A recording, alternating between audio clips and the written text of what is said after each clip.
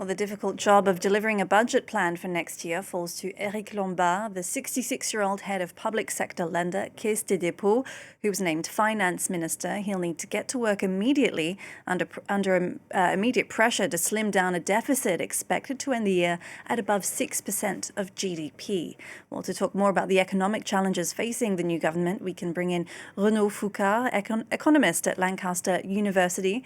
Thank you very much for speaking to us on France 24. Let's start with the budget bill. I mean, that was the downfall of Bayrou's predecessor, Michel Barnier. What are the chances that this new government can pass one? Slim, I would say rather slim, because the main problem of Barnier was that he was hostage of the far right. So there are three blocs in France: the left, the center right, and the far right.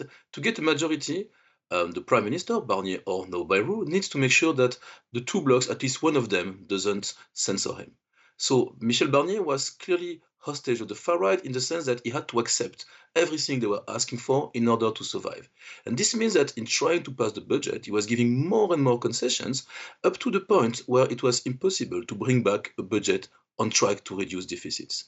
So now the hope with Francois Bayrou was that he was somebody who is a self-proclaimed center-left figure who would be able to somehow gather some support, at least from the center-left Socialist Party or the Greens. What the current government shows is that he's trying the exact same trick as Barnier. So he keeps the very, very conservative right-wing Retailleau at the Interior Minister. He picked as Justice Minister Gérald Darmanin, with someone who himself has been very, very strongly against the justice in defense of Marine Le Pen in a perhaps forthcoming ineligibility condemnation. So this means that what he needs to do is to make the Rassemblement National happy, exactly the same way as Barnier. So how can he do that and bring back budget on track when Barnier failed exactly that? I think this is a very, very tough ask for Bayrou. And so does that mean that you think that this government faces a likelihood of being voted out in Parliament, a vote of no confidence? The only hope is that the same cause as Barnier will create different effect. Now, it's not completely impossible. You could imagine that Le Pen realized she had nothing to gain from censoring Barnier, but in the end, Bayrou is trying to be a bit less ambitious than Barnier. Barnier was already not very ambitious in reducing deficit. No, Bayrou says, "Oh, I'm trying to get back to slightly above 5% deficit." So remember, the goal is 3% in the medium run. So this is not extremely ambitious, but all the attempts of Barnier were facing opposition from the far right. So one of the main hurdles that made Barnier censored was freezing the highest pension. So pension spending is one of the major reasons for the structural deficit in France. The high pensions are much higher than in other European countries. So this was blocked by the far right. So how can he convince this time the far right to accept it? Or is there some miracle by which he would so suddenly change the mind of the left, despite having chosen people in government, the former socialists who are entering government, are perhaps even more hated by the left than the center-right people in Barnier. So somebody like Manuel Valls, the new minister for overseas territory, is someone who is hated by the left because he called to vote for Macron against the candidate of the Socialist Party after losing the primary. So this is someone who is hated by the left and somehow needs to convince them to not censor the government. Well, speaking to French TV on Monday night, Bayrou said he was hoping for as few additional tax burdens as possible, saying the main priority was to work on public spending. What might that entail then? So public spending, when people talk about public spending, what they have in mind would be what the government does, so the salaries of civil servants, etc. But in France, public spending is mostly about transfer to people. So saying we're going to cut the big government machine is very popular. But once you get into the specific of cutting public spending in France, you're basically looking at pension spending. Pension spending is huge, and you need to convince the people who are the one voting the most, the pensioners, the people who are voting for the center-right also in particular, but also a growing part of an aging population, you need to convince them that it's acceptable to give back a little bit of what they have. Because else, in terms of transfer, there is not that much that is easy to cut. You're not going to cut into social spending in general because this is something that is much more complicated. You've seen tax increase after the yellow jacket. This is something very hard to do.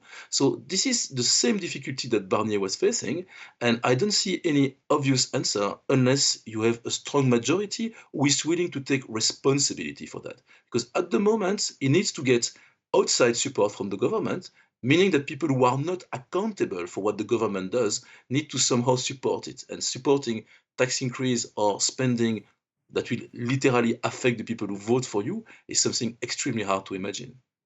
Well, you mentioned the pensions, and in that interview on Monday night, Bayrou also refused to suspend that controversial pension reform, which raised the retirement age in France. But does France's pension spending face problems regardless? I mean, is this a sustainable model anyway? At the moment, it is already very, very difficult to sustain. So there is a theoretical balance of the pension because there is a lot of government support through some special mechanism.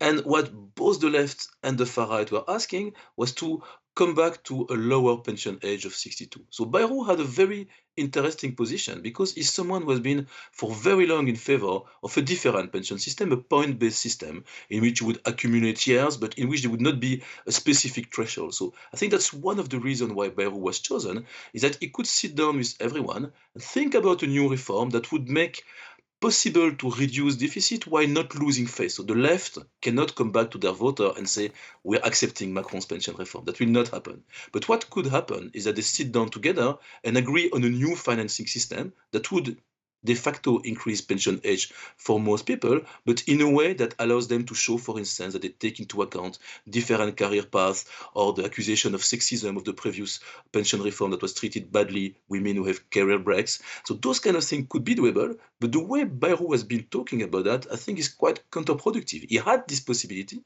but he goes and say, oh, but we're not going to suspend, it's either that or Macron's reform. He could have said, we have 6 months, we suspend it for 6 months, and if we don't find an agreement, then we go to Macron's reform. But the way the tone is using, I think, is unlikely to convince any kind of partner.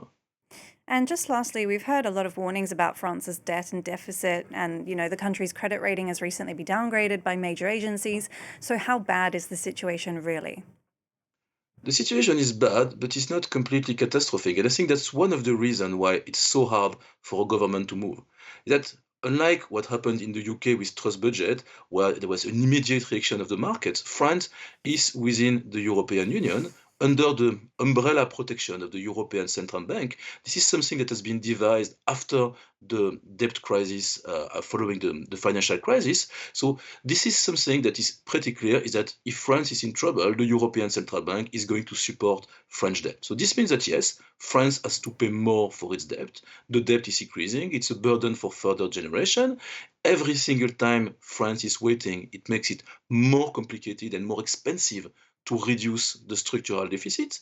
But at the same time, you are unlikely, it's not impossible, you are unlikely to see a complete explosion in which financial markets would panic and France would have to act immediately. And I think, again, this is what makes it very hard to reform now, is that the French government could say, look, we have 6% deficit, no one is panicking, what's the problem? Well, the problem is that the entire Europe is sharing that burden and that you're not solving the problem, you're just postponing it. All right, indeed. Thank you very much, Renaud Foucart, economist at Lancaster University. Thank you.